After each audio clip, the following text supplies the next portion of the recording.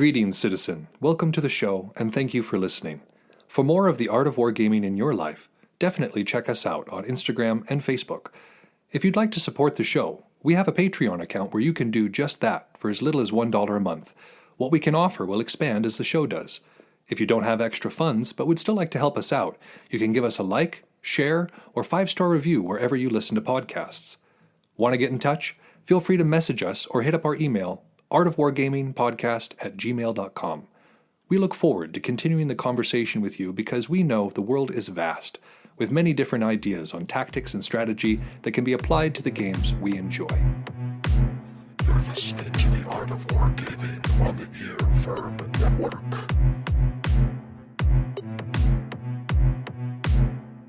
On war. Military virtue. Welcome to the Art of Wargaming on the Earworm Network. I am your host, Malark, and our theme for today is military virtues of the army and of the individual. Before we get into all that, though, a couple of little housekeeping things.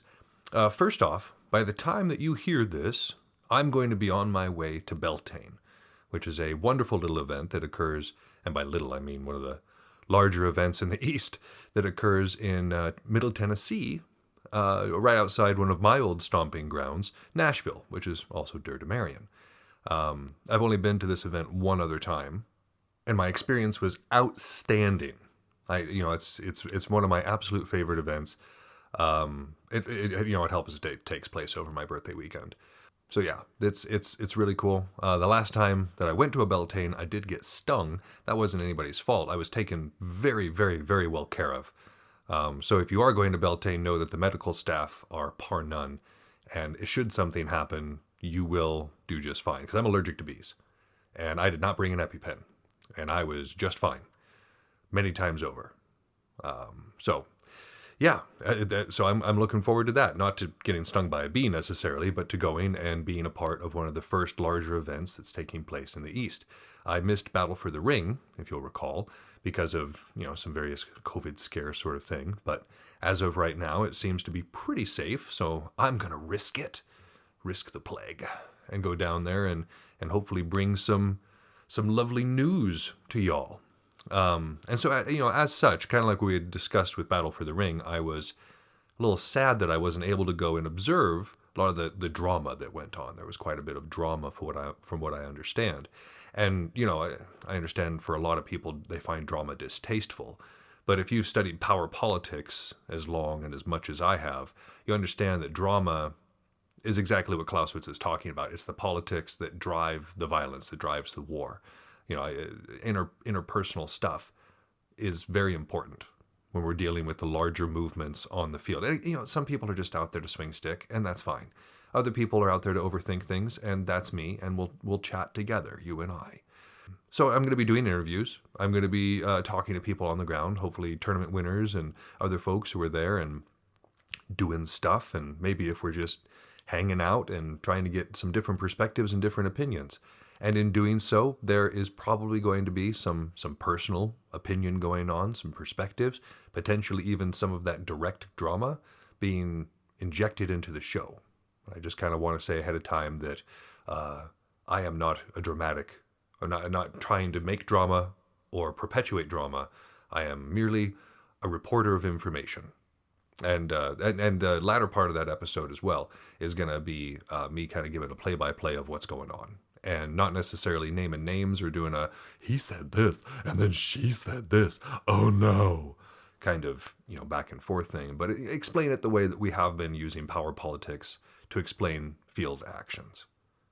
I didn't go through and read to you the various personal letters that were sent between, Frederick the Great and, Voltaire, or whatever the case may be.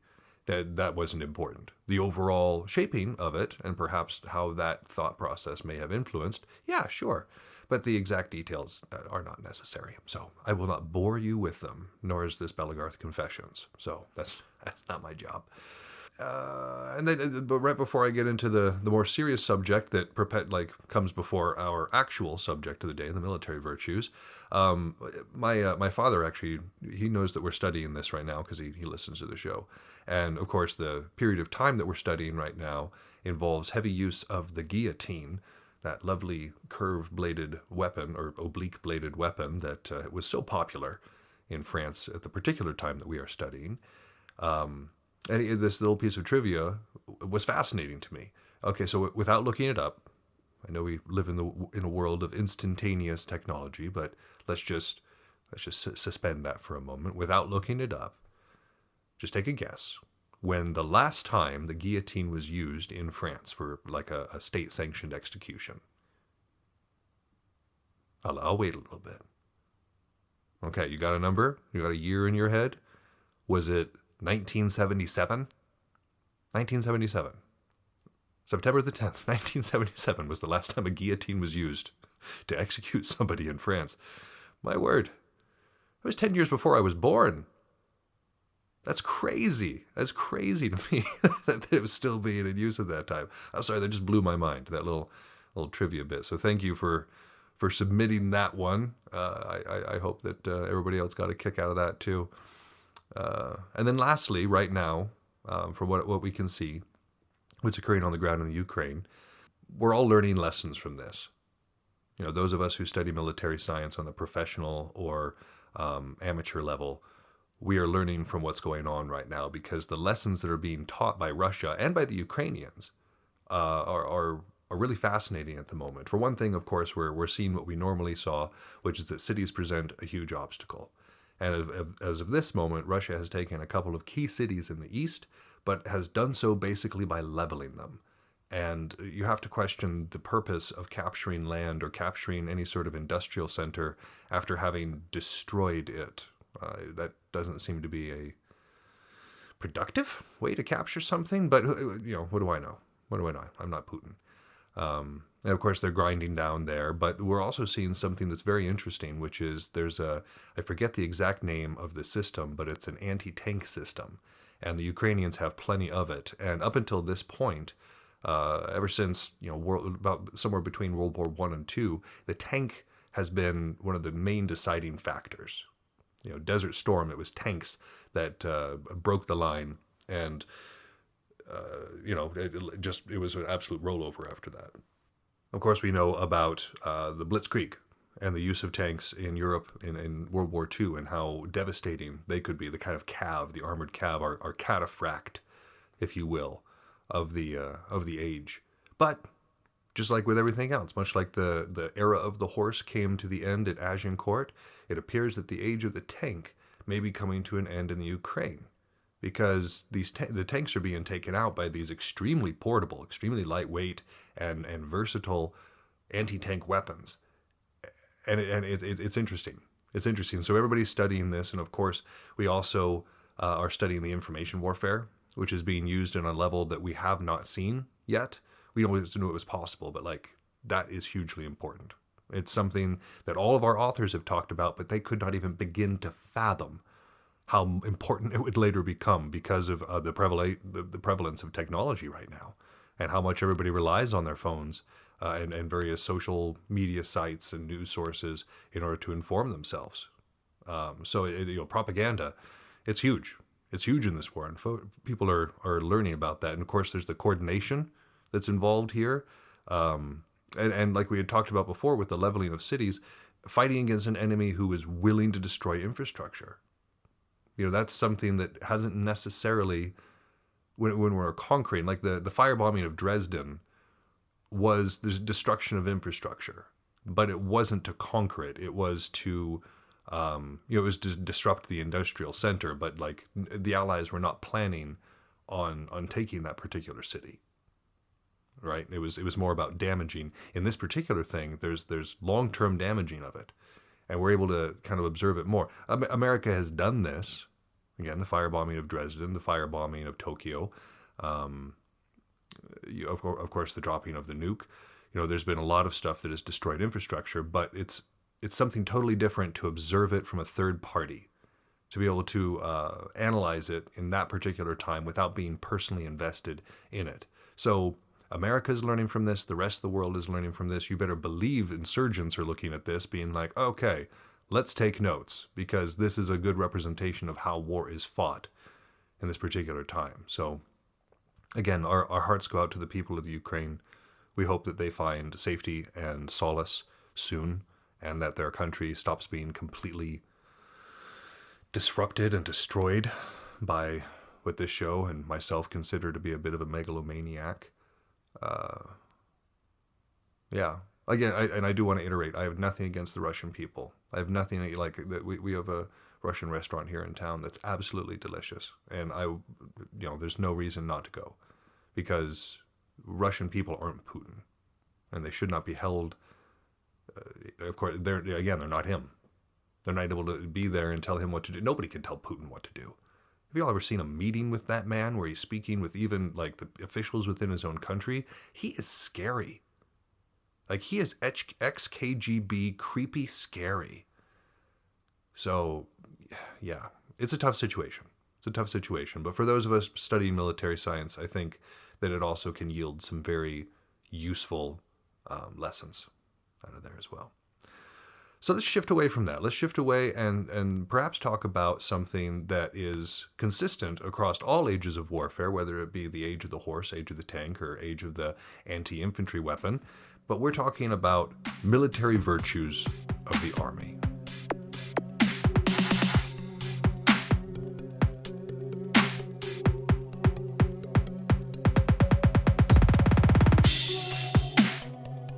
Our episode today deals with the idea of military virtue. And we're going to be speaking about military virtue for the individual and for the army itself, because these are different things. They relate to one another. If you have, military virtue in individuals, it makes military virtue in the overall army easier, and vice versa.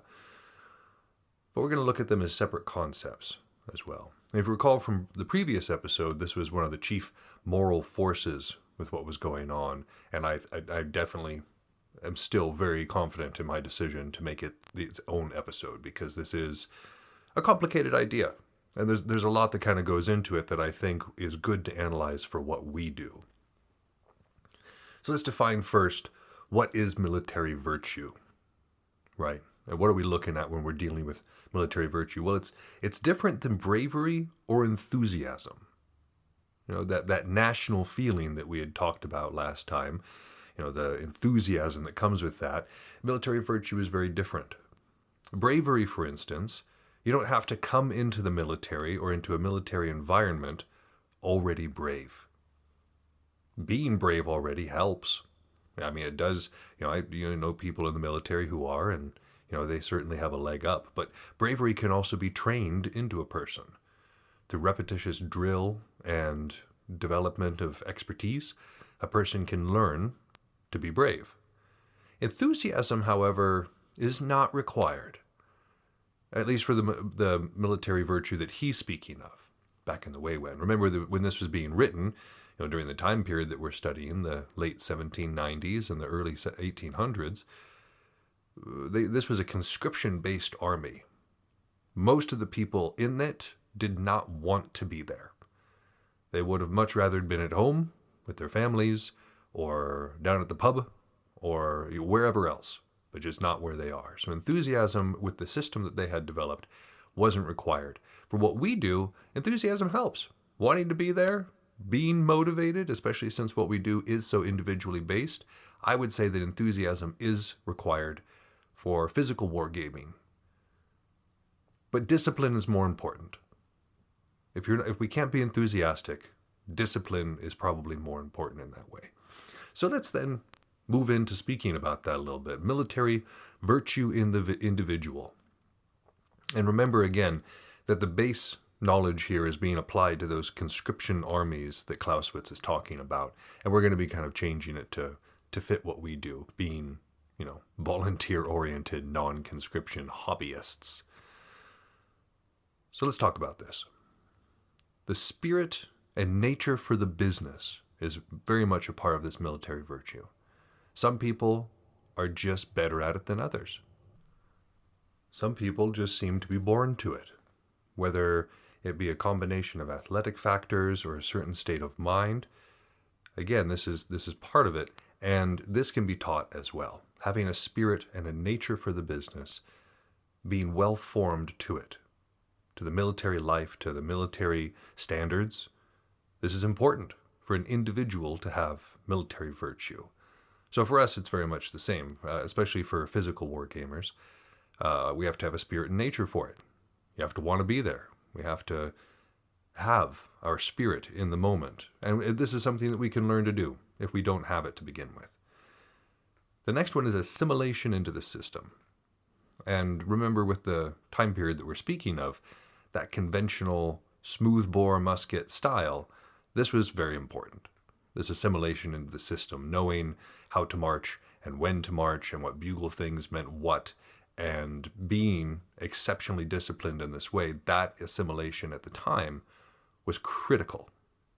But it is also critical at other times in different ways, because every system is going to be slightly different. When we're dealing with a professional military, a more elite style military, which is what a lot of the military forces tend to be these days, it's more toward the elite forces, well, then we're dealing with that sort of system. And assimilating into that system means a greater freedom of movement, but a greater responsibility to achieve mission objectives without support. Or, if there is support, in a limited fashion. So having the spirit and the nature to be able to accomplish those things is, it's necessary to do it. But it's different based on every war and every unit. So let's talk about it within our ways. Every unit is going to be slightly different. Every unit is going to require different things of its people, different states of mind, different styles of fight, even a different manner of dress. All of these different things constitute a system. And if a person is ill-suited to whatever system they've become a part of, then it takes away from the military virtue of that individual. Along with this comes a complete understanding of one's post and responsibilities. What are we supposed to be doing? When are we supposed to be doing it? On the field, this assigns itself in what kind of role that we fill. So if we are a shieldman or somebody who's supposed to work in the line, then understanding our responsibilities and what it means to be in the line is important. You know, as folks who work in the line, especially if you're using a shield, you understand that killing the opponent, putting out strikes, is secondary in most cases. The more important thing is protecting polearms so that your polearms can wreak havoc upon theirs, thus tilting the balance of the battle. Because whoever's got that long reach does have certain advantages, for sure. But that comes with the understanding it. A lot of new people being in the line, they're still disorganized. They're still fighting as an individual, still striking out, and potentially creating a hole in their own line by not understanding their responsibility. So this is true everywhere, even with flankers.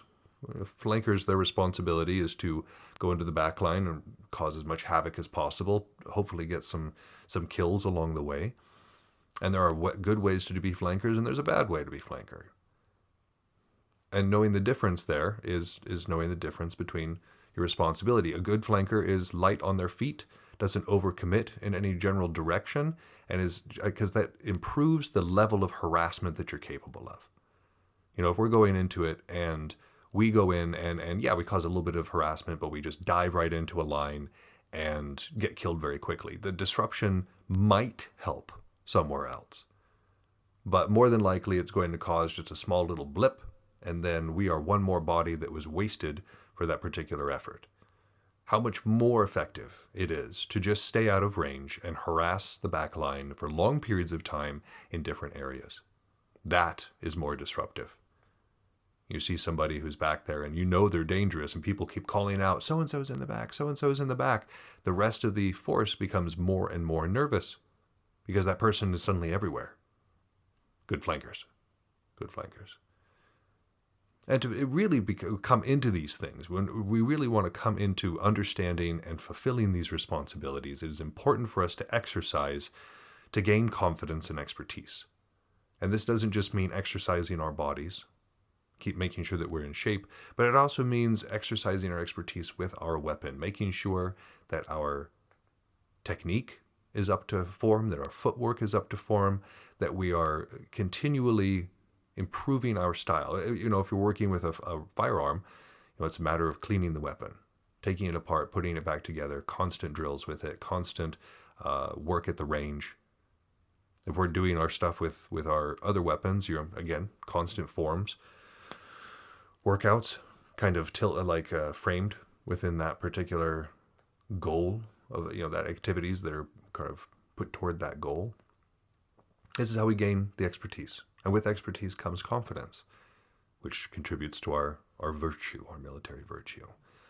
And to do all of this is to fulfill one's role in the military machine.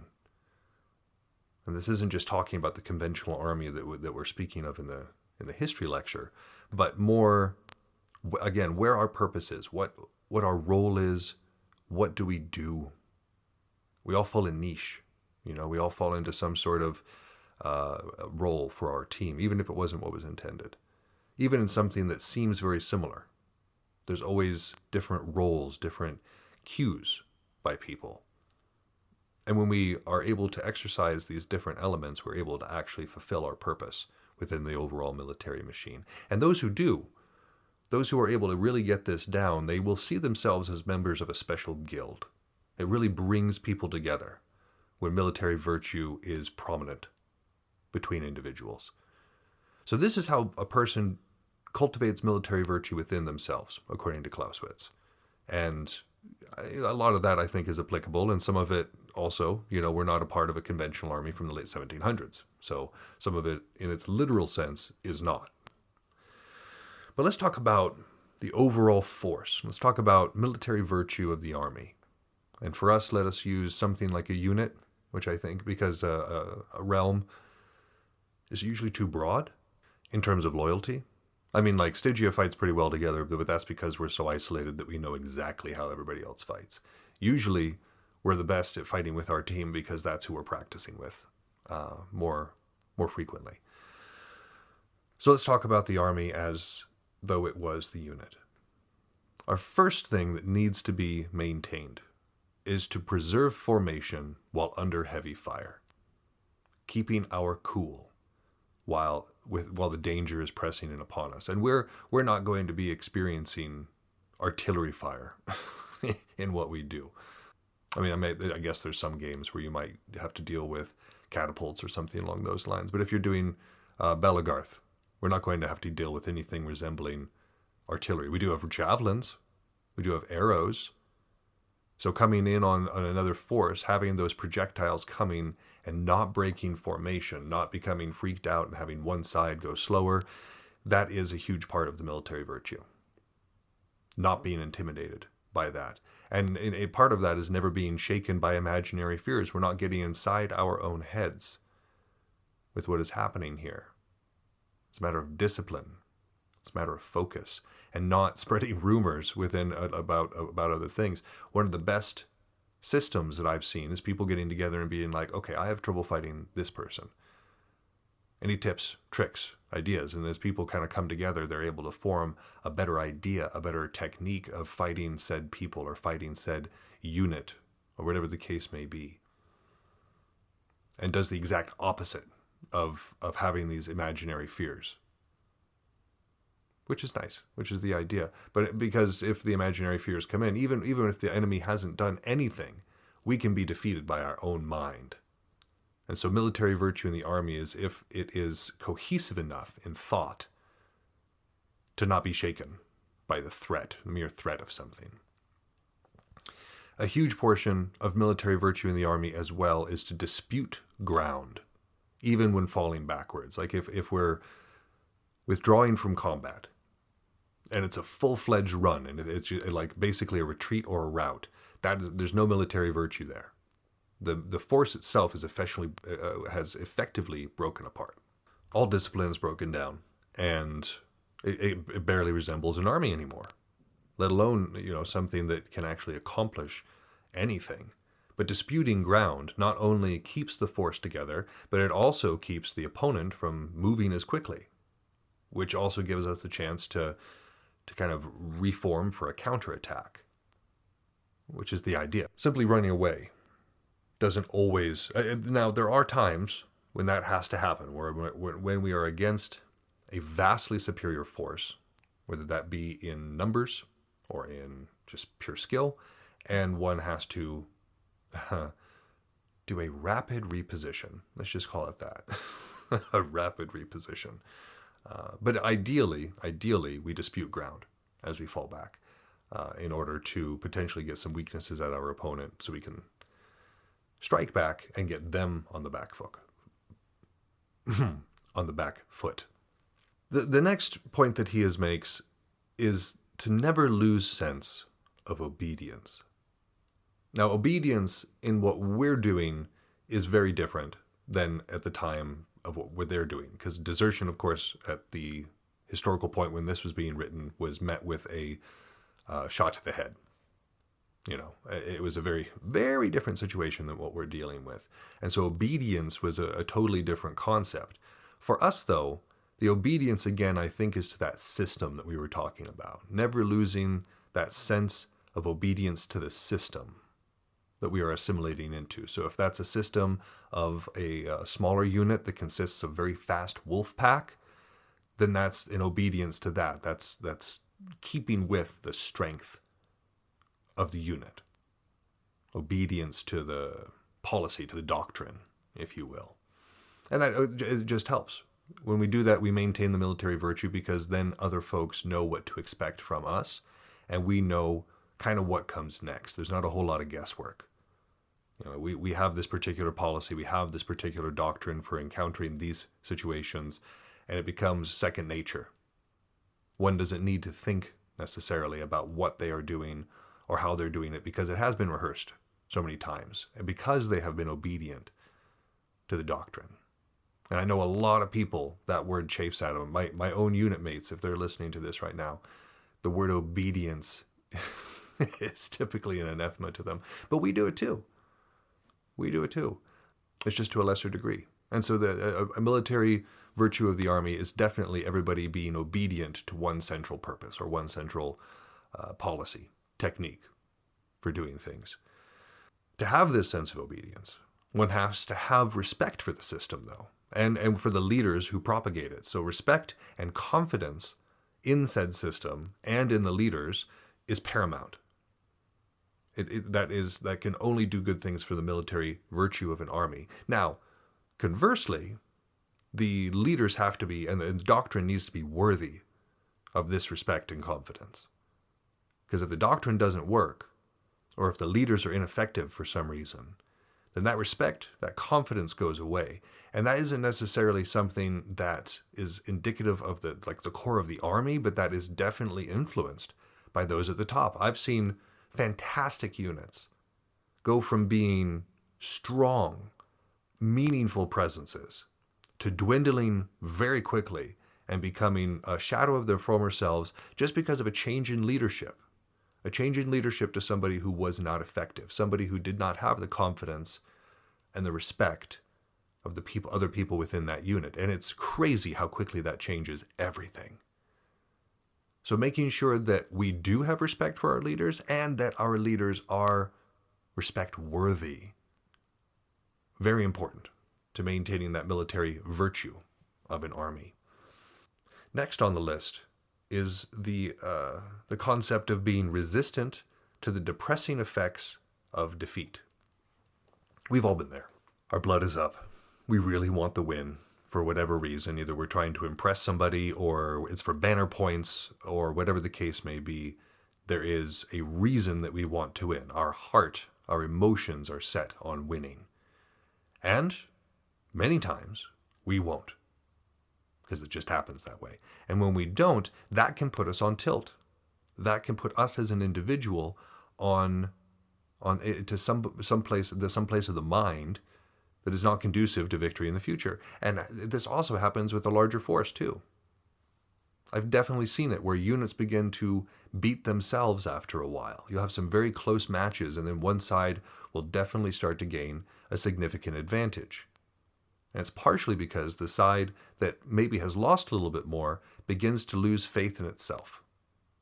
begins to lose faith in its ability to perform and its ability to achieve victory at all, because it is suddenly getting depressed. The defeat has been demoralizing.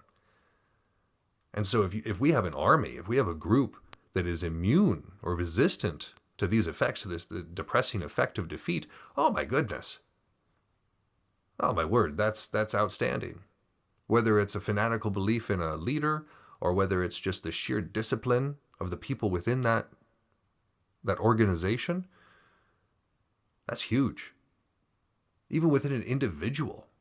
I think we all get the blues after we lose a game, after we don't get a promotion, whatever the case may be. It is easy for us to experience the depressing effects of a huge blow to our morale like that. But if we're resistant to it, well, that can only lead to good things. And the same idea, being resistant to privation and fatigue, is huge for the military virtue of an army.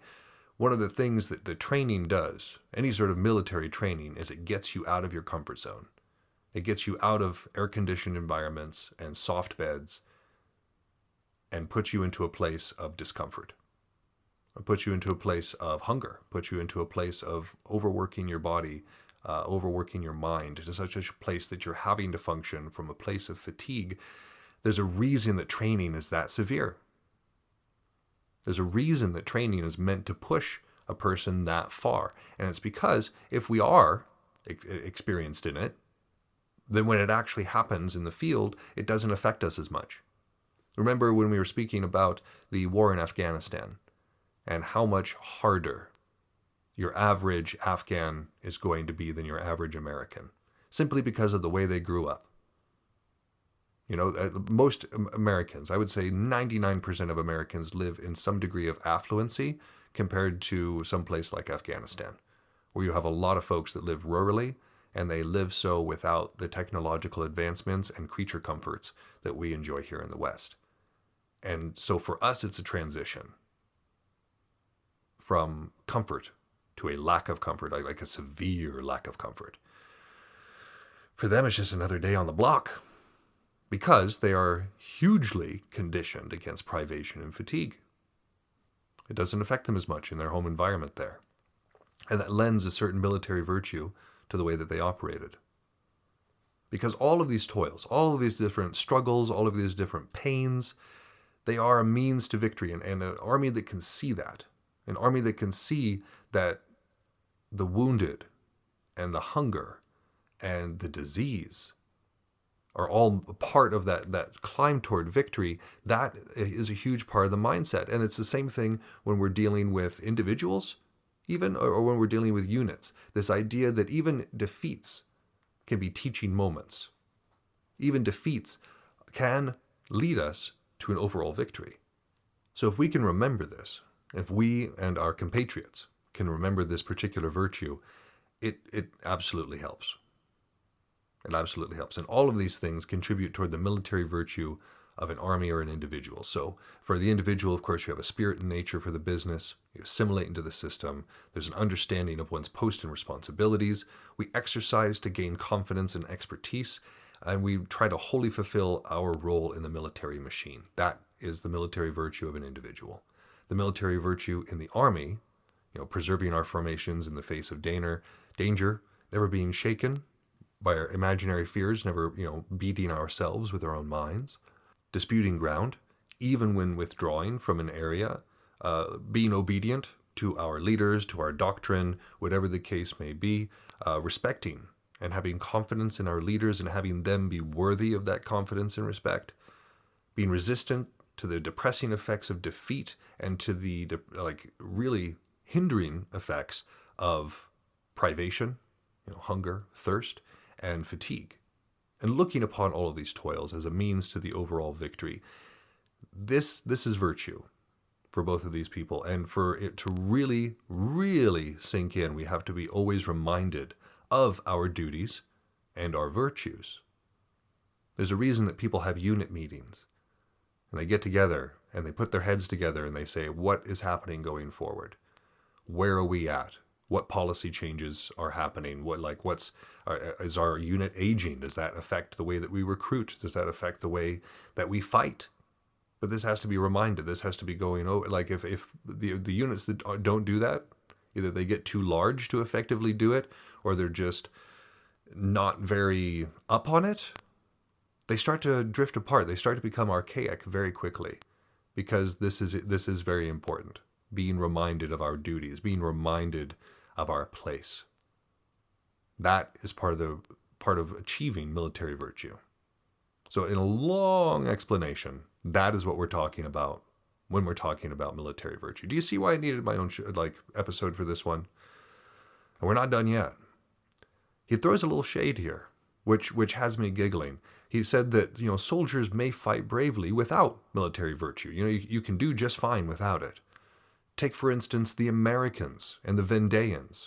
So the Vendéans were the counter-revolutionaries there in Western France, and the Americans, the Brits had recently finished fighting us in the 7 Years' War, and we were just scrappy chaps, a rabble, an armed rabble in his mind, and they don't have any military virtue. It's they won.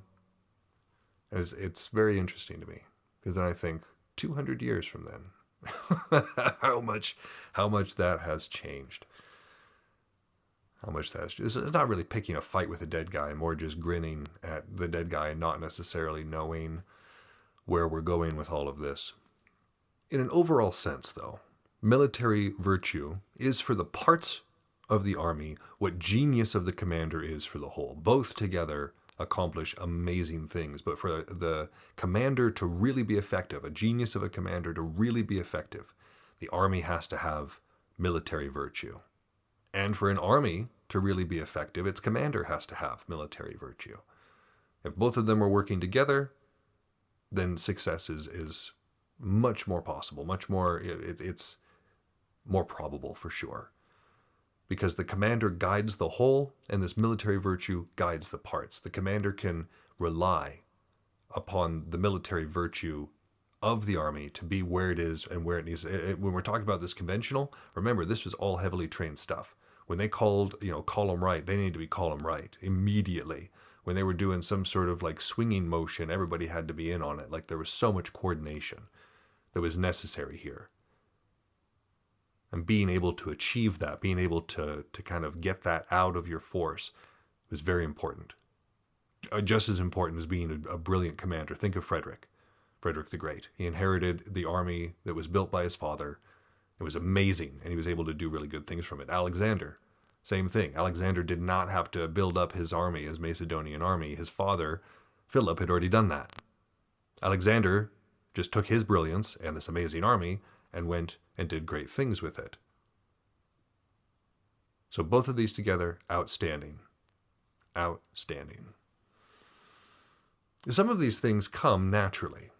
As we were talking about before, some people grow up hard. Some people grow up in harder conditions, in harsher environments, and sometimes we have cultures that are just more warlike in general.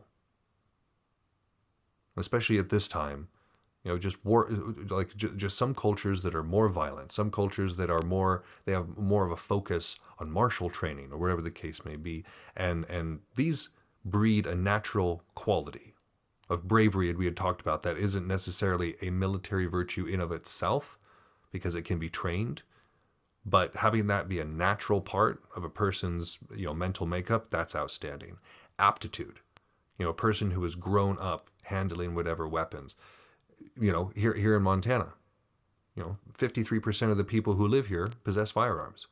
They grew up hunting, they grew up cleaning and just kind of doing target practice with these firearms. And so the aptitude of somebody like myself, I got into the military, and I thought everybody knew how to do these things. Field stripping a rifle, easy. Doing the proper pull of the rifle to make sure that your bullet doesn't go at a weird angle because you jerked your rifle. Yeah, easy. Because I had already been taught all that. They sat me next to these city folks who had never really seen a rifle in person, let alone held one. And it was really interesting to see this. And so that's absolutely huge. The aptitude that comes just naturally from where a person comes from definitely influences the military virtue, just the natural military virtue that's possible. Endurance, same idea. Some people just come from harder environments and can just endure more to begin with. And enthusiasm. Warlike people are happy to be there. Think about the Vikings. There's a whole portion of their culture. Like, again, there was a lot to the Norwegians at the time, to Viking culture, that had nothing to do with violence. They were also incredible merchants and people of science. They developed of course, the name escapes me right now, but there's a blade that was like a synthesis of Middle Eastern technology and the technology of Northern Europe that made this like almost godlike blade because of its qualities that most other metal weapons did not have at the time. So they were not stupid, but they were a warlike people, and they were enthusiastic to be there, wanted to be there. It was a part of the culture. The Sioux here in America, another folks who were very into it. It was a part of their culture, and they were enthusiastic when it came to warfare. They were feared among the other tribes and amongst the United States Army when it was first encountering, because they were very much enthusiastic about the the whole affair. Now, when we're talking about military virtue, though, it's a quality of a standing conventional army for the most part. So as you start to move away from really rigid, really solid tactics, military virtue becomes less and less and less important, at least in its literal terms here. And it's very good against other conventional forces. If you have, two conventional forces, the military virtue is really important. But if you don't, if there's some sort of imbalance, it's very much less effective against insurrection, what we're talking about here. That calls for different sorts of tactics, which we have discussed before, and we will very likely discuss again. The spirit that we had talked about, though, when we talked about a spirit and a nature for the business, let's go back to that real fast. The spirit comes from a couple of different places. It can come from victory, for sure. Like if we've been having a string of victories, or if we scored one really good victory, yeah, suddenly the spirit is upon us. This spirit that inspires us to achieve a higher military virtue. Or dire or intense circumstances can also provoke it. Even brave people can become, or even cowards can become brave if they know that that's the only way out. If pressed hard enough, just about anybody can get to that level of spirit. So military virtue, as we can kind of tell, the Americans were putting together the Continental Army, but Clausewitz said that it didn't have military virtue. The Vendéans had put together the Catholic and Royal Army, but that didn't have military virtue. Just because an army is called an army does not mean that it has military virtue. And if it is lacking in military virtue, all operations have to be simplified. The level of cooperation, the level of complexity that is required for these larger and more intricate tactics, that obviously isn't going to work if an army does not have military virtue. Something else is definitely called for.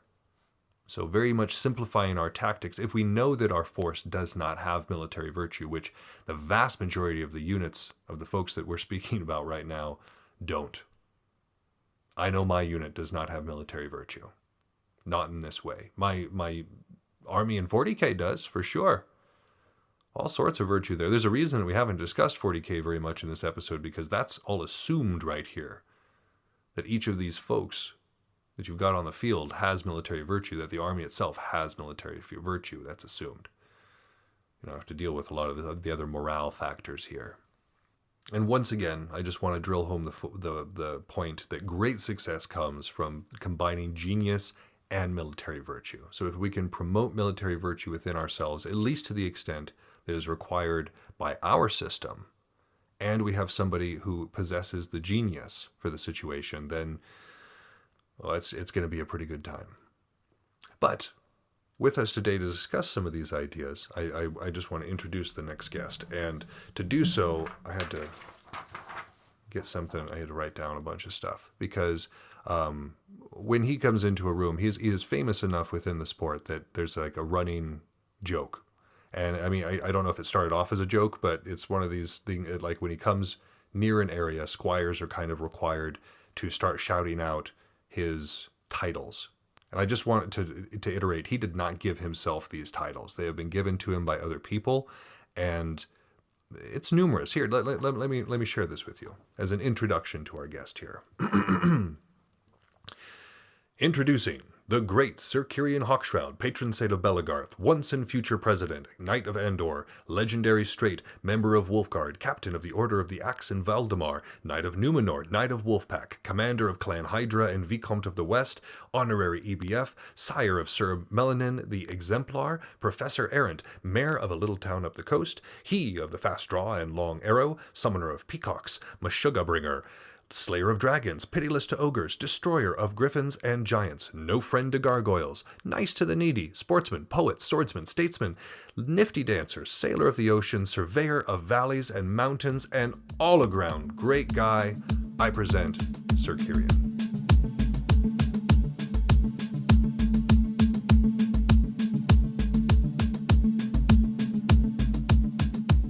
Here to discuss with me these themes of military virtue and how they apply to wargaming is a myth, a man, a legend, Sir Kyrian. Sir, thank you so much for coming on the show.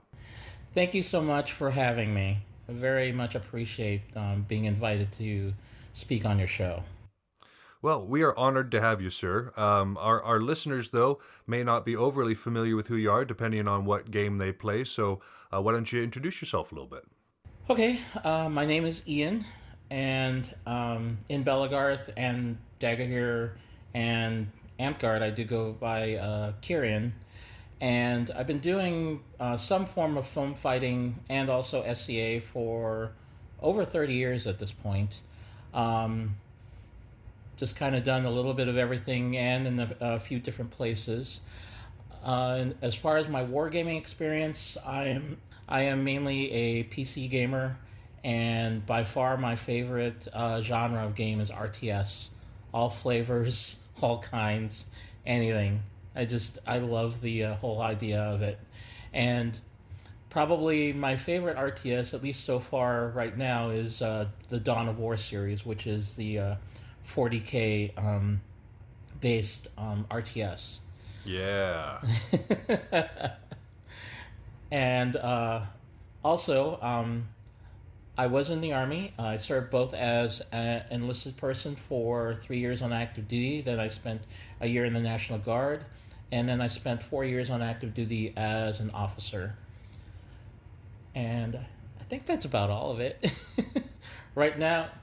Well, it sounds to me like you have about all the bases covered. You've done the physical aspect, you've done the intellectual aspect on the computer, and then you actually have real in-the-field experience as an actual military personnel person. Yeah, I guess so. When you put it that way. Well, again, I think that you're perfectly suited then to talk about military virtue with us, and kind of because there's a lot of themes here when Clausewitz is talking about it that don't really apply to Bell. For instance, when he talks about that rigid obedience to one's superior, I mean, you've been around a little bit longer than I have. Do Bellegrim obey?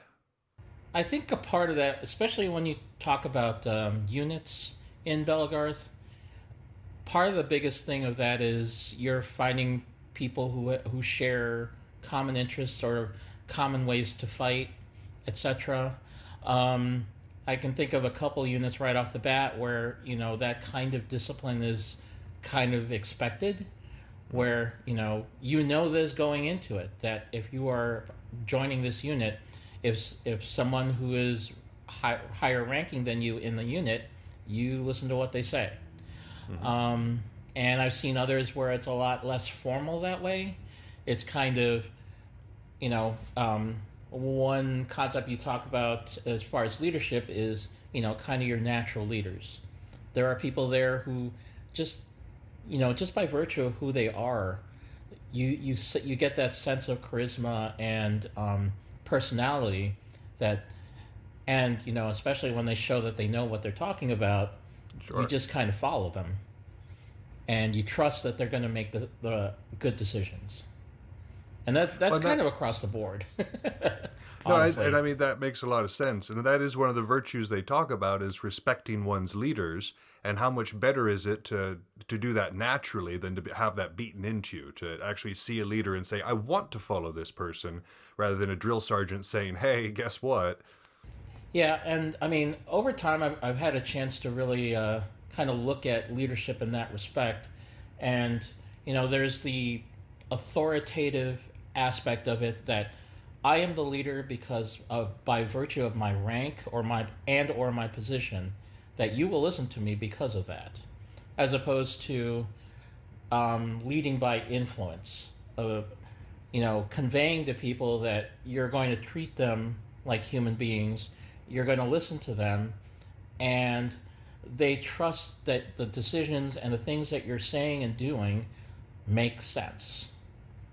And, in my mind, the most amazing leaders that I've encountered in my life are the ones, especially in the military environment, are the ones who understand, the responsibilities of leading by influence just as much as they understand, the fact that they're in a leadership position and they are obligated to be a leader.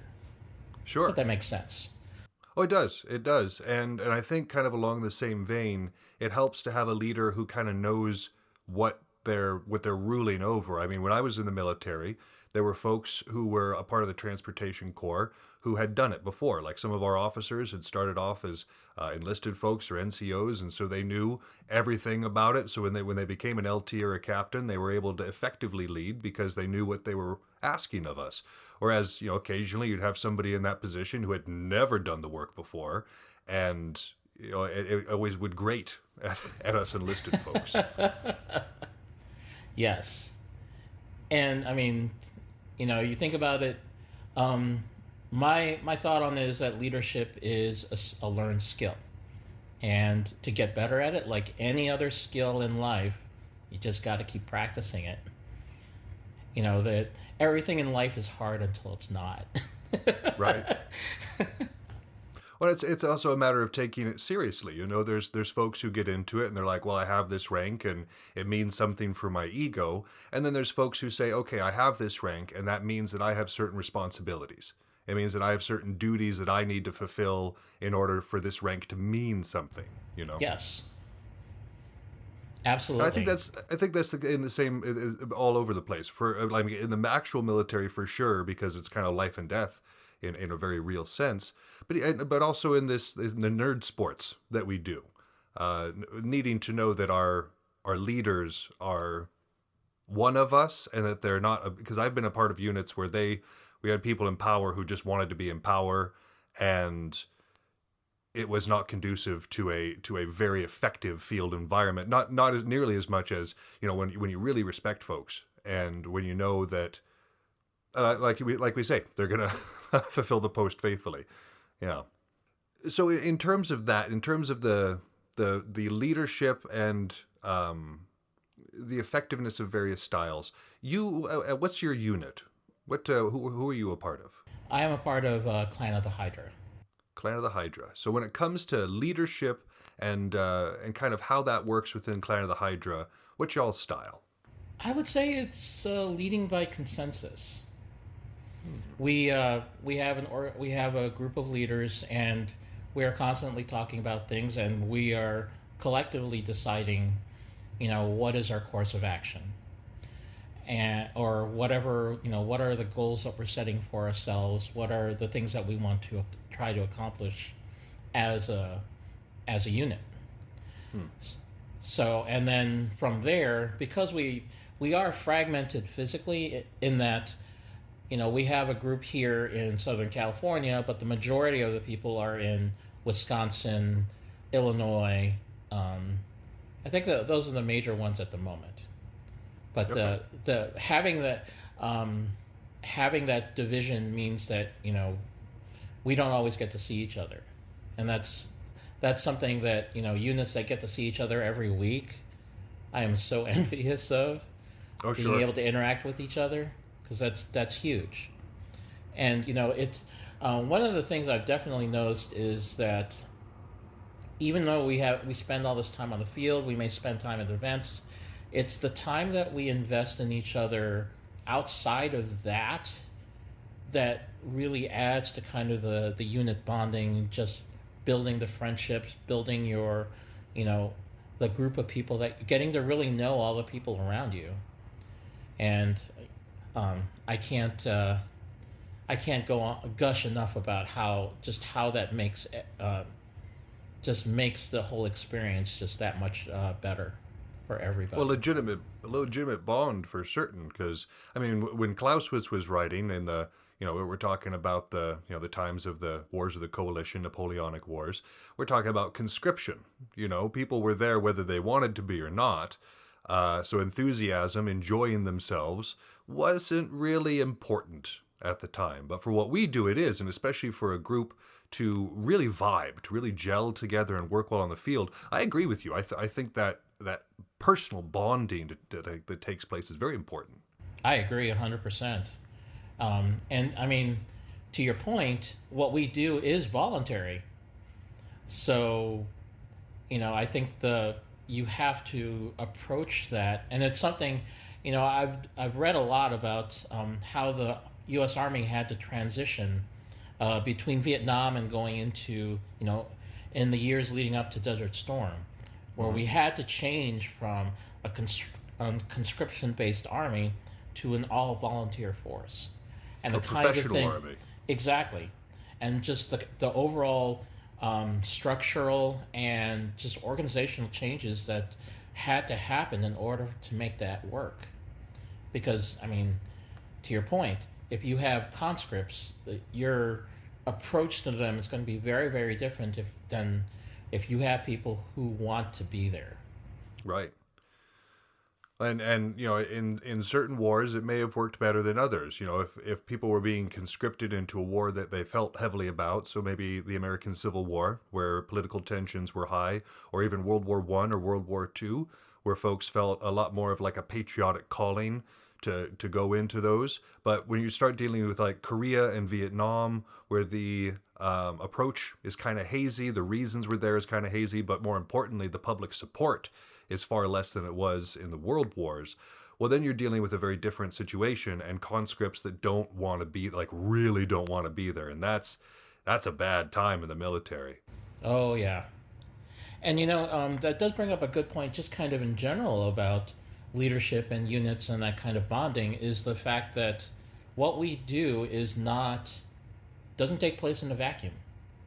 What we see as the kind of units that we develop in Belagarth, the groups that we want to participate with, are directly influenced by what's going on in the world around us.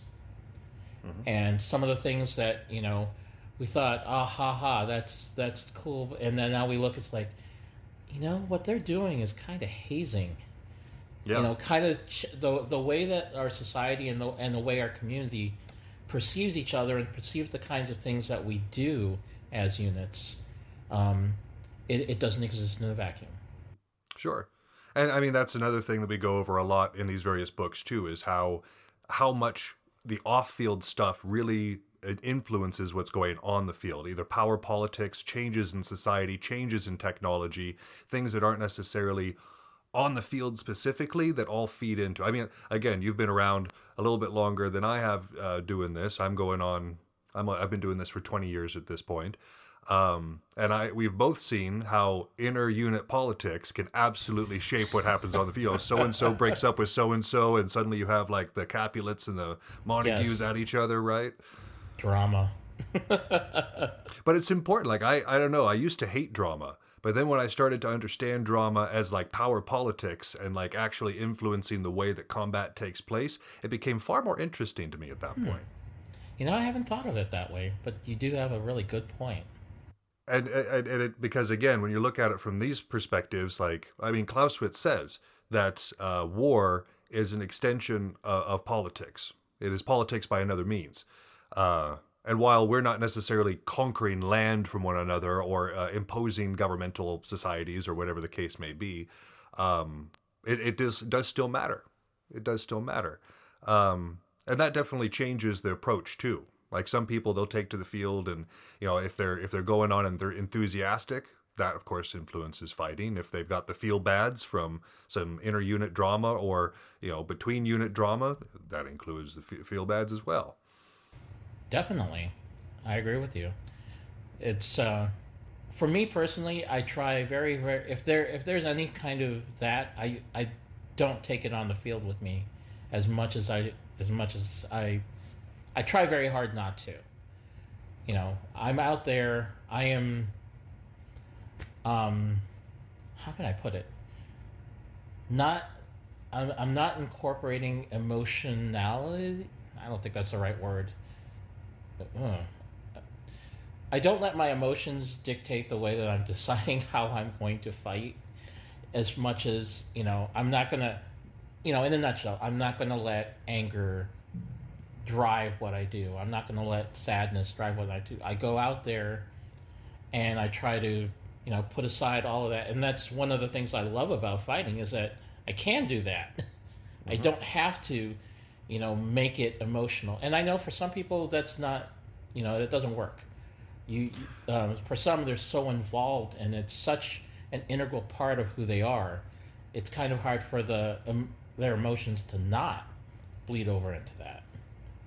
Well, and you raise a really good point, and something that Clausewitz talks about, which is making basically buffing ourselves, buffing our morale when we go onto the field. And like you say, it doesn't matter if you were angry off field or if you were sad off field. When you step on there and you have a sword in your hand, then all of that stuff is gone, and you focus on fighting. And I've seen you fight. You do it very well. Like I've never known what was going on off field because you have been consistently a good fighter.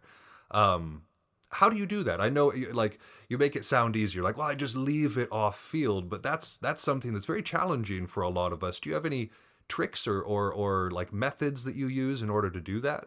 This may sound kind of funny, but I think one of the biggest aspect of that is, more specifically when I go out with a bow.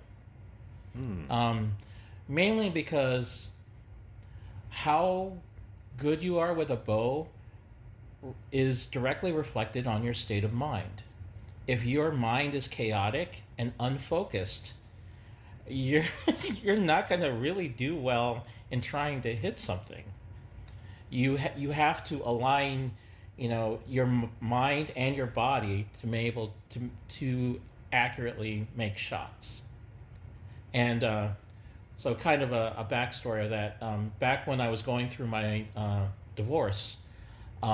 One of the things that I ended up doing is after work, I'd go out to an archery range and shoot for an hour.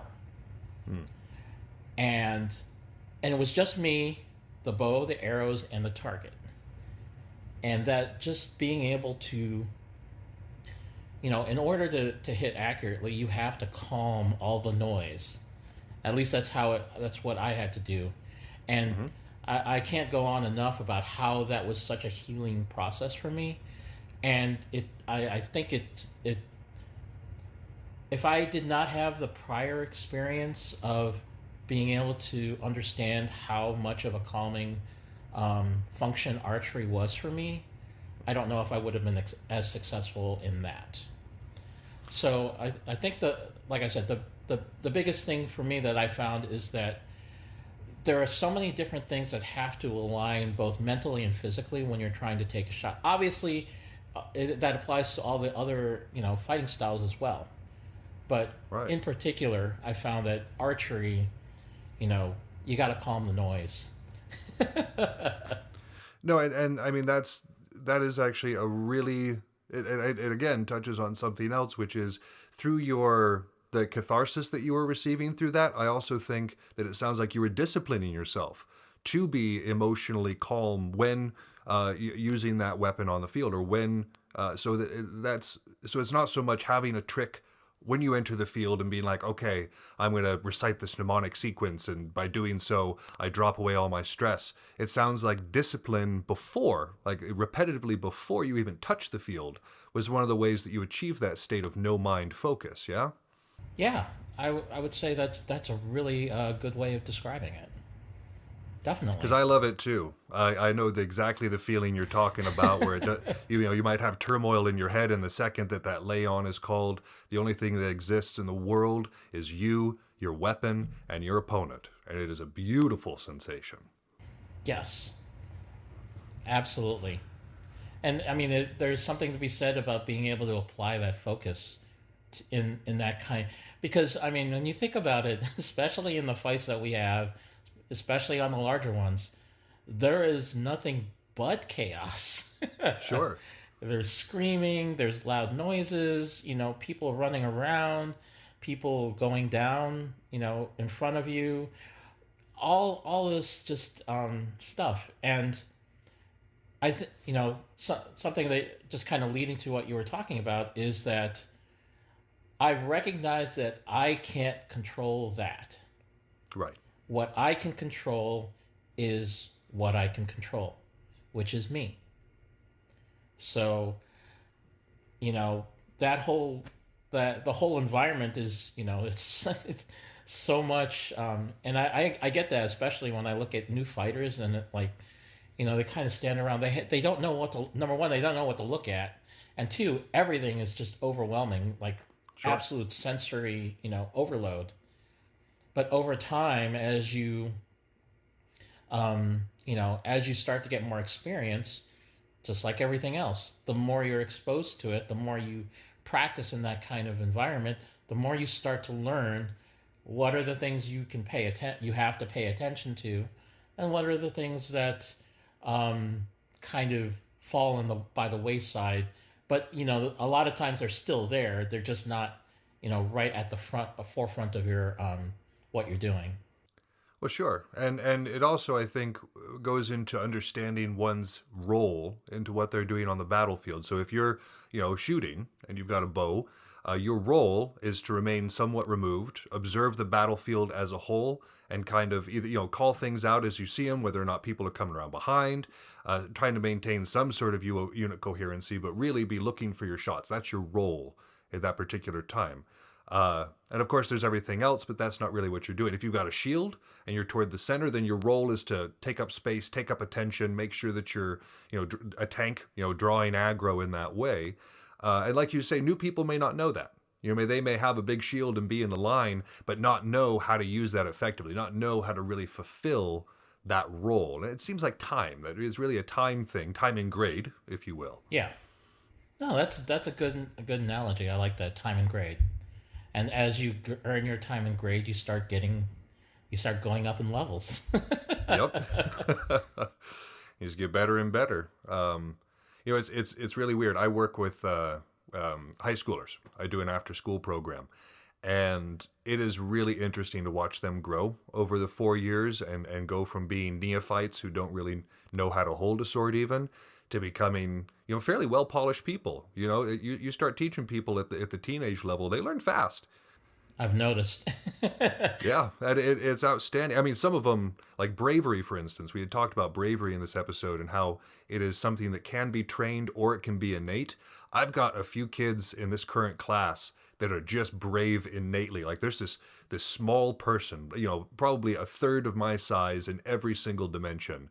And I had my heater shield, I had my flail, and I stepped up to the line, and they stepped up to me with their chest out, and I was like, I'm going to crush you, but I admire your spirit. And that's an interesting point too, is, something that you see is, even when there's, I'm sure you've seen this, you have one vet on one side, and you have like 5 or 6 not vets, and the minute the vet comes up, all 5 of them stop. Or there's an archer there. The archer draws back, and all 5 of them stop. Mm-hmm. Like, it's physically impossible for someone with a bow and 1 arrow to shoot all 5 people.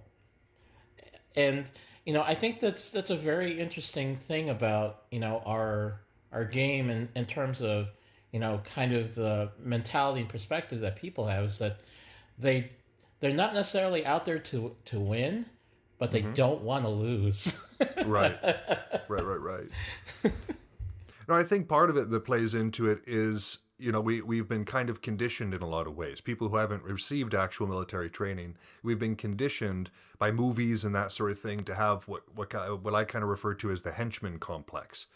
And if you're watching like an old school kung fu movie, the hero comes into a room, there's like 15 dudes there, and they all start like making cool poses, and then they all come at him one at a time. Yep.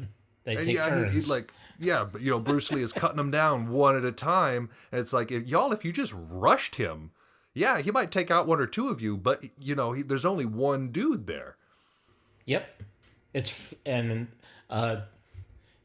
odd, just like to your point of how often you see that with newer fighters. Vets, that's generally not an issue anymore. They figured out how to work around that part. They have no compunctions about rushing a single fighter or several of them at once, because that's the way you do it.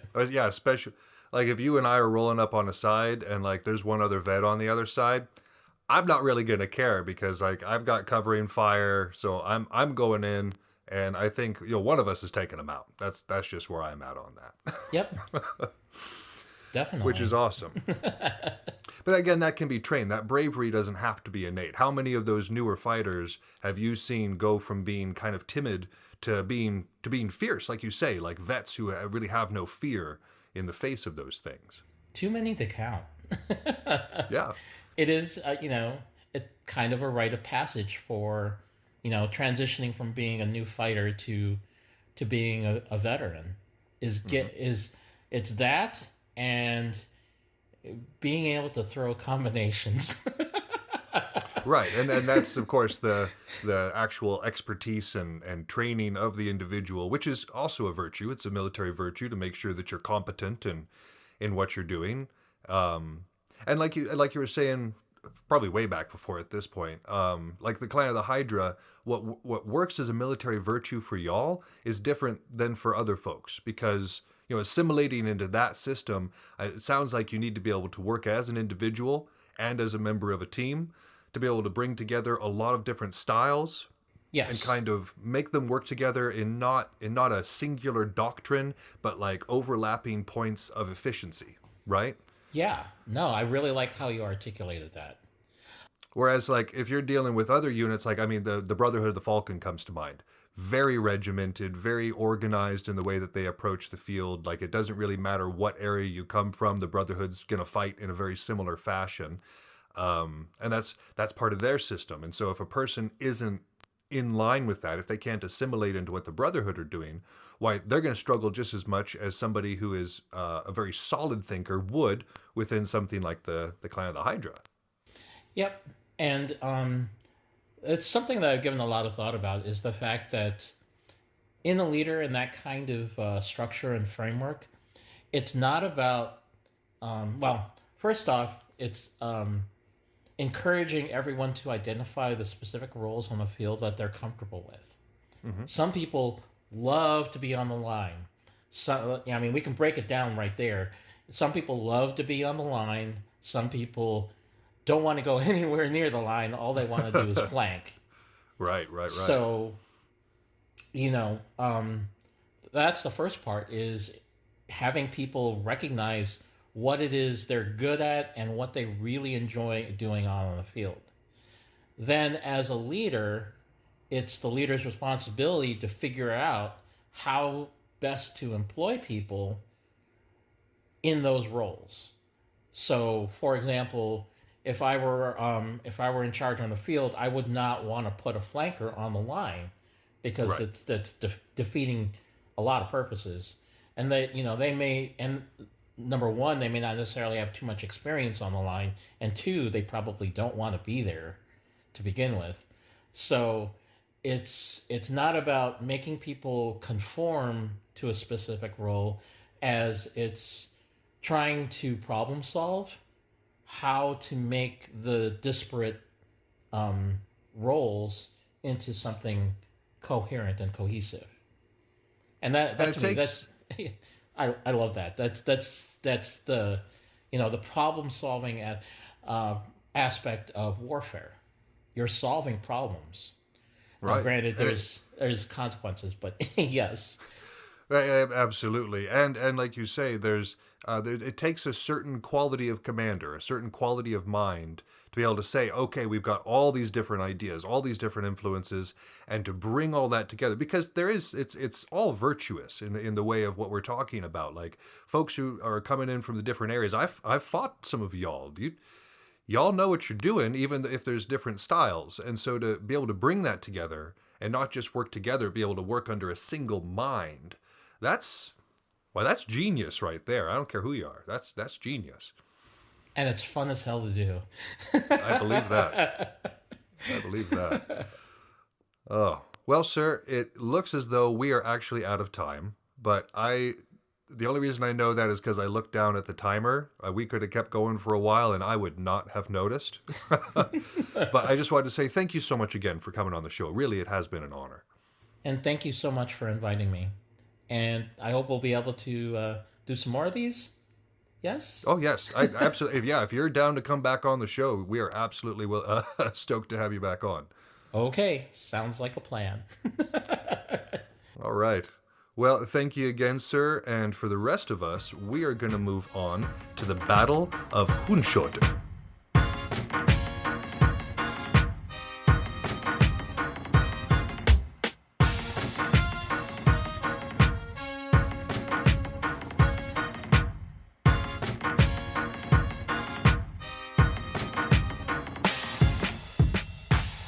Finally, after all the to-do of last episode, we come to the Battle of Honshoot. And this is going to be a fairly pivotal point and kind of demonstrate how the war is going to be fought moving forward, at least until the point when Napoleon takes over. Everything we've done, everything that happened in the last episode, of course, was the conditioning, the combat conditioning, or the conditioning of combat, in order to bring us what we have today. So this took place between the 6th and the 8th of September in 1793. Our players were the French Republic, represented by Houchard and Jourdan, against the Allies, British, Hanover, Dutch, German mercenaries. And they are represented by the Duke of York, Freytag, and Walmoden. Now we're dealing with a force that is roughly twice the size of the other. The French Republican army was about twice the size of the Allied army. But all of this was stretched out upon the 18-mile front, which I think we had talked about before. And so this was the cordon that Freytag had set up this technique that he had used so effectively so many times before, was the way that he had done right here. Like I said, though, that created a massive front, and an 18-mile front is a hard thing to imagine for any commander. And most commanders that I'm even thinking of would be ones in the modern age who have, communication devices, satellite phones and the like, that can keep them coordinated. How much more confusing it would have been in a time of drums and flags and bugles, and horse messengers moving back and forth, trying to figure out where everybody is and where the generals have moved to as the front is shifting. And oh my goodness, this is an impossible task. So, but the cordon, it was there, about 18 miles worth of it in fighting, and that's where our action is going to take place. Another condition of combat that we hadn't mentioned last time, but that certainly has a huge play here, in my opinion, is the fact that just a few days before this, Houchard had received news that Custine, which had been the dude he was serving under, he was the deputy of Custine, had been executed in Paris for things that he had done in this particular office. And so Houchard is already sweating. He knows he didn't want this command to begin with. And now that he's there, he's very worried about, his life and preserving said life. It doesn't make it any better that there are representatives from the Republic there, like political representatives who are kind of pushing him and manipulating him in ways, because, he's weak-willed, but I don't mean that as a super character flaw. It's just kind of the position he's been placed in. I think anybody would crack underneath that. Maybe I'm wrong, but yeah, these generals were placed in pretty impossible situations from the French Republic.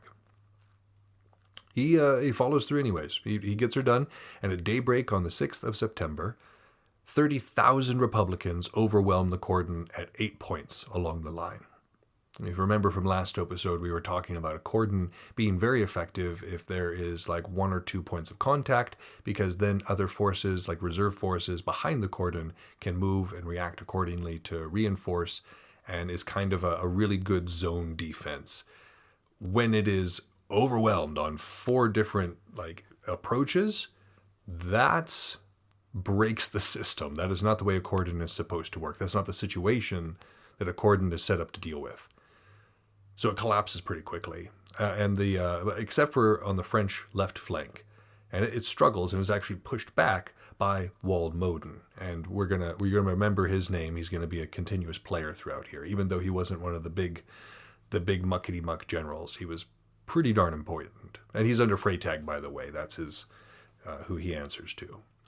However, the French center does pretty well. They push forward, and they end up splitting their forces, kind of moving at the sides, trying to move down the line, and kind of, widen the front, also advancing forward. But this depletes the numbers.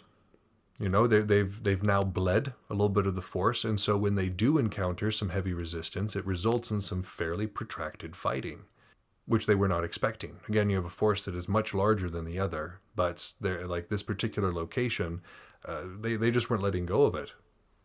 They refused, and it takes its toll. And as we had talked about before, the French army was not just low on morale and not just low on people for the most part.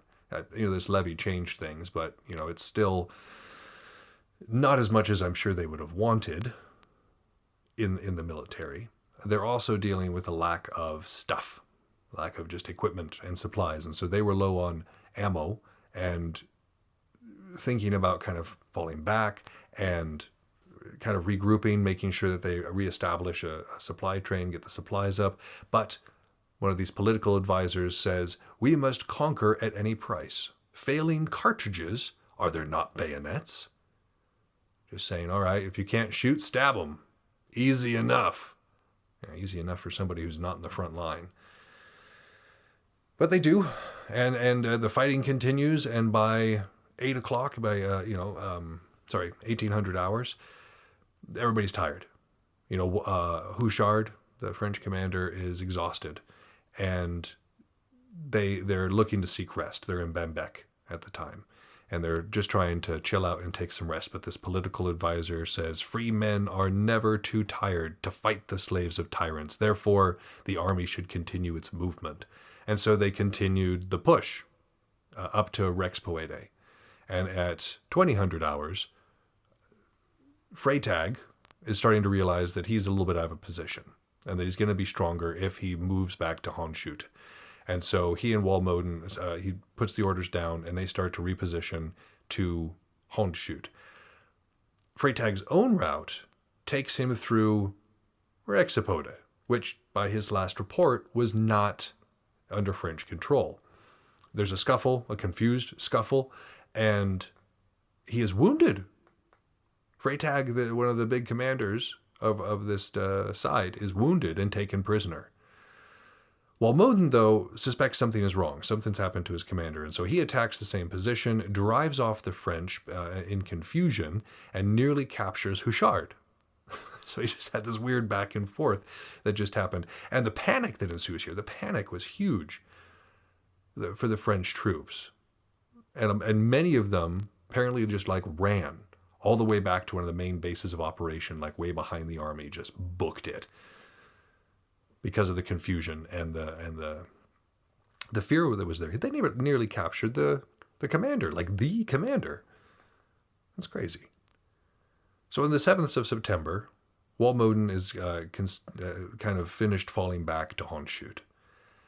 With him, he's brought Freytag, and Freytag's kind of out of action for the rest of this because he was wounded in the action at Rexpoede. So it's at 600 hours, he sets up a very effective defensive position, utilizing the canals and the hedges to make a spot where you really have to come down this gauntlet in order to access the area.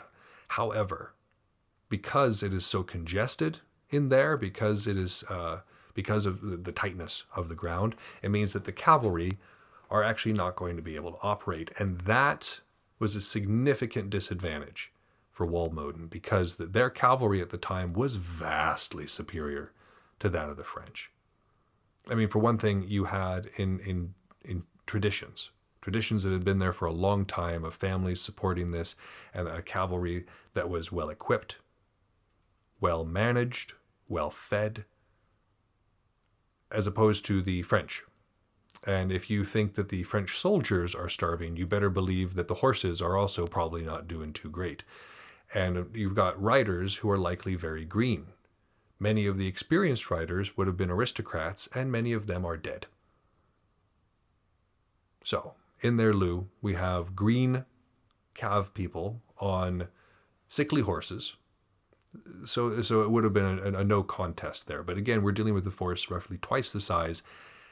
Getting that local numeric superiority was more important, at least in Walmoden's mind here.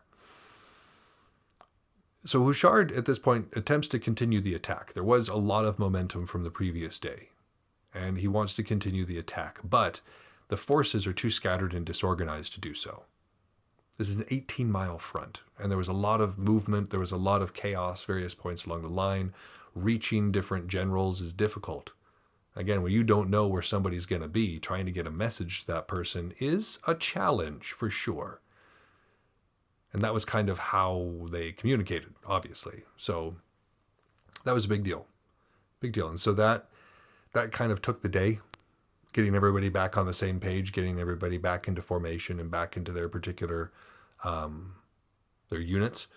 And Houchard, for the ones that were paying attention, he attempts to continue the attack, but the forces are, the assaults that were launched are driven back. The few assaults that actually the orders fell through, there just wasn't the force, wasn't like the what the French had here. Their big advantage here was numbers, and using that to basically swing around those numbers is the absolute best way for them to attack. Small sorties, not so much. But in the process, they're bringing up fresh columns. So York is blocked from receiving, or is from reinforcing the force at Honschute by, remember, the flooded marshes. How the defenders at Dunkirk had flooded the marshes and massively changed the battlefield. So much so, like in this particular case, where you have the force that really needs to be relieved, they can't, because the time that it would take to go around the marsh just is not conducive to what is necessary down there. And of course, York is trying to set up for a big siege. He can't exactly spare the forces anyways, especially for not to be in combat whatsoever. So the 7th of September is spent largely just licking wounds. Walmoden has the defenses that they're setting up. Houchard is getting his stuff together and bringing in fresh troops and all of the goodness that comes with that. So everybody is ready to go on the 8th of September. And once again, Houchard is spread across this large front. I don't understand why he wouldn't concentrate his forces. Houchard's making a lot of mistakes throughout the course of this battle, and part of them are because of the urging of these political advisors that are there and really kind of muddling things up.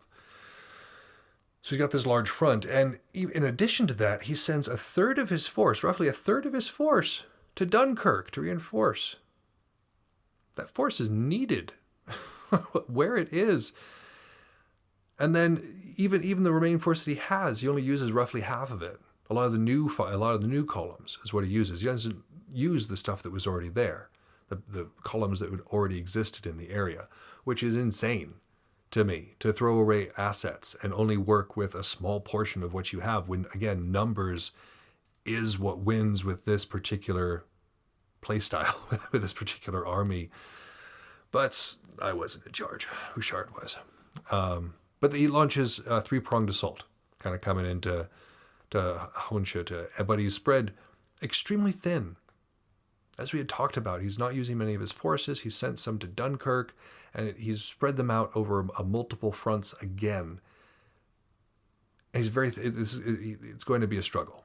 And the other big issue here, like the big glaring issue, is he didn't threaten the line of retreat. If he had just done that, Walmoden would have been forced to abandon his position or risk being trapped where he was by a larger force. He would have had to move. But Houchard did not threaten that line of retreat. I don't know why. That was a silly thing to not do. However, in this area, the tactics do favor the French skirmishers, because remember, we're talking about broken ground. There's a lot of hedges, a lot of heavily kind of forested areas. And I don't know if you have been to France or to the Holland area, or really anywhere in that area where they have massive hedges. They were also heavily featured in World War II, where they were a very significant terrain feature because it is just super thick vegetation. You can't really see through it, hard to shoot through.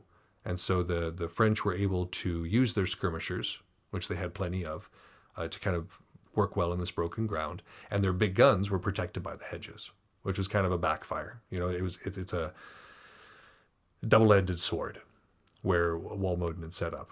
His stuff was protected by the hedges in part, but the big guns of the French were also protected by the hedges. So probably didn't work out as well as he had intended.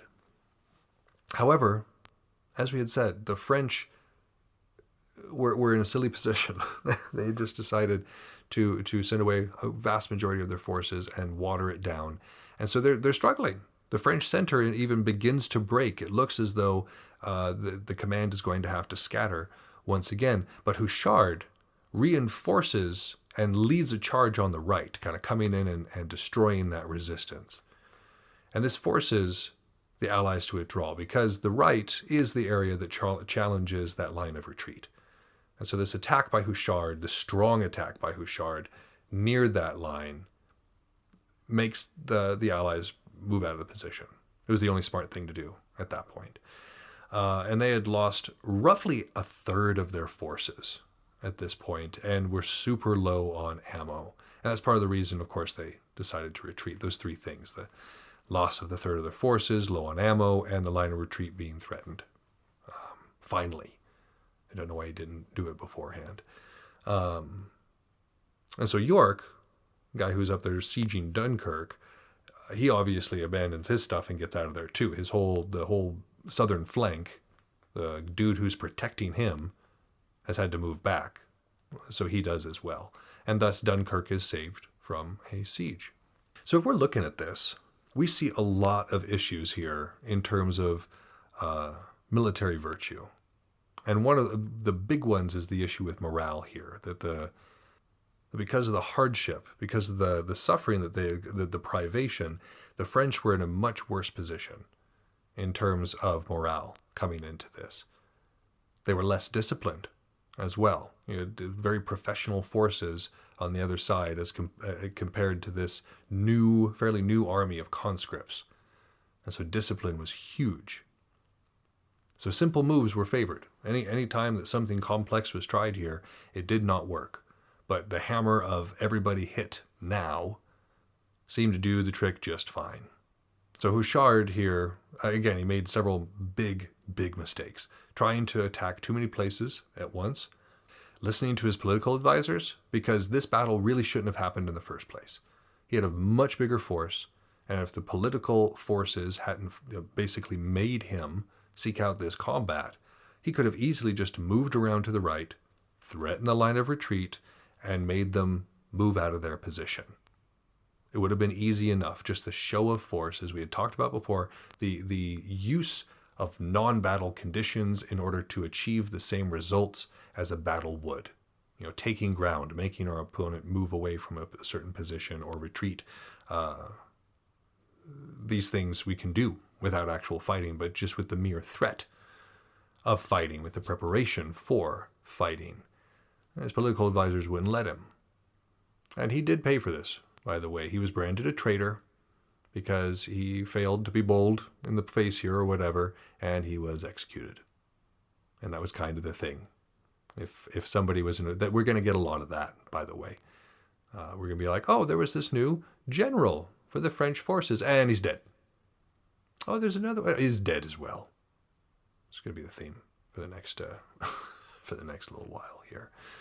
But yeah, he makes some classic mistakes here. He was not ready for command. He knew he wasn't ready for command, and yet he was put into this position that he was unsuited for. Of course, he was going to do. Honestly, I'm surprised he did as well as he did. He won this battle. He shouldn't have, really, but he did. And I mean, that definitely changed the approach in this area.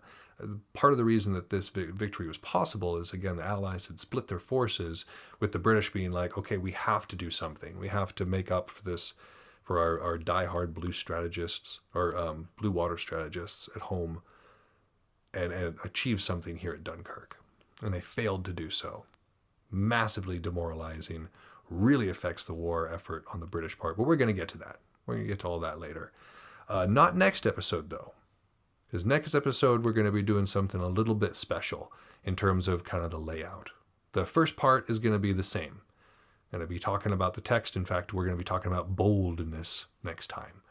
And we're going to be talking about the text, kind of comparing it to what is going on in our games. Same old, same old. But the interview section is going to be a collaboration of interviews that I take while at Beltane, from various folks who are either winning tournaments or doing really well on the field, hold positions of authority and have a perspective that I want to give y'all. That's going to be in the interview section. And then the third section, like what we're in right now, I'm going to be discussing the events and what kind of the surrounding events were behind some of the games that take place, especially the ones that mean something for like the banner battles or whatever the equivalent is over there for the win. Kind of seeing how that breaks down in terms of what I'm hearing around camp in terms of power politics, you know. So again, without talking directly about drama, I do want to touch on how that drama affects the field, if I can see it. Maybe I won't. Maybe it'll be a fantastic and drama-free sort of event, and I won't have anything to remark on in that way, and I'll just be able to talk about the tactics. That would be cool too. But I don't think that will be the case. So prepare for some power politics next time. I'm looking forward to it. Well, I hope this was useful. Like I said, this idea of military virtue is interesting. Not wholly applicable to what we do, at least not letter for letter. But I think it's something that is certainly worth considering in the way that we do our wargaming. That's our show. Thank you so much for listening. If you haven't had enough of the art of wargaming in your life, you can find us on Facebook and Instagram, where I occasionally post funny and educational memes. If you want to get in touch with the show directly, you can email us at artofwargamingpodcast@gmail.com with any questions, comments, or concerns that you might have. Also be sure to check out all of our sister shows on the Earworm Network, including General Nerdery, Word Balloons, Fried Squirms, and more. We're working hard on having something for everyone. And again, you can find those at earworm.com. That's EARVVYRM. You can also find that in the show notes. But for now, this has been Yaga Malark, signing off.